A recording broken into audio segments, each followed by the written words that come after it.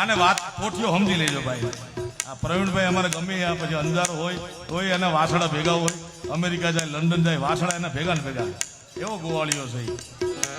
અને બીજો વાંચીડાને ગે, બીજો વાંચીડાને ગે, કરમનો સંગાથી રે મારું